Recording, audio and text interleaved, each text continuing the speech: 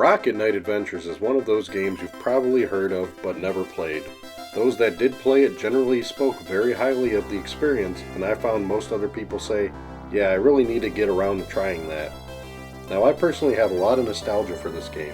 I purchased this game from a local box office video rental store used, complete in box, for $20 back in the mid-90s, and still have it this very day to record this video. I had no idea what to expect when I got this game, but I immediately popped the game into my Genesis, heard that sweet Konami tune,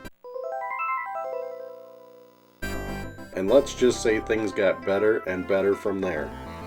Now, I have not played this game for well over 10 years, and it's time to revisit and see if it's just as great as I remember, or if it was one of those titles that looked better through my younger gamer eyes. Rocket Knight Adventures puts you into the suit of Sparkster, a cute looking possum in blue armor with a jetpack on his back. He's a Rocket Knight. Okay, now just think about how amazing this character concept is. You have a knight with a jetpack.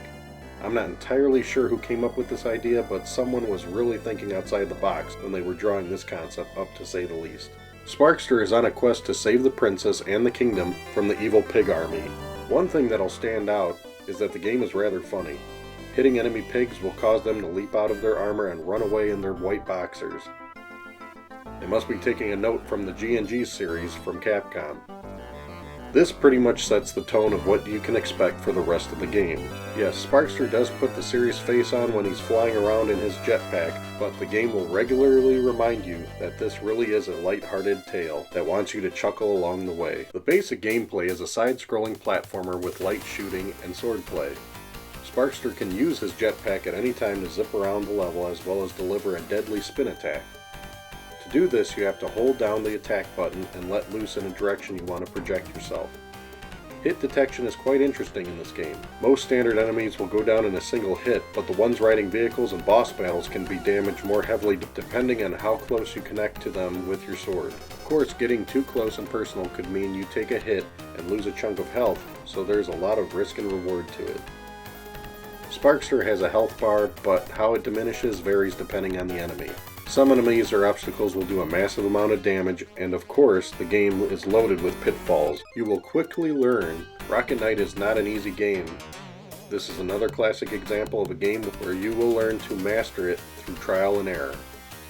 This game has colorful graphics with hand-drawn sprites. Some of my favorite visual tricks are here, like the reflective water, parallax scrolling, and foreground-background play to realize that the teams at Konami in those days were merely showing off, and I love them for it.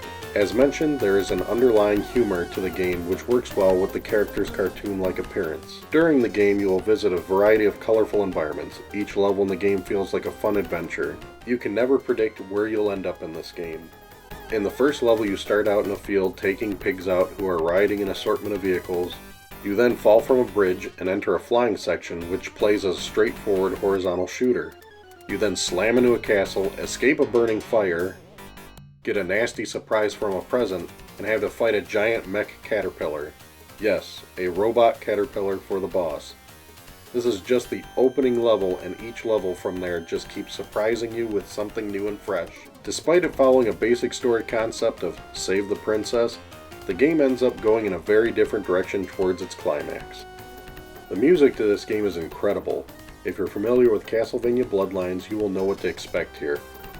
Konami once again proves that you can really push that sound chip in the Genesis hardware and create some of the most memorable tunes out of all the games on the system. Many tracks from this game have stuck with me in the back of my head from the very first moment I played it all that time long ago. Rocket Knight is not a very long game, and you can probably get through this in between 1 to 2 hours if you're looking to complete it.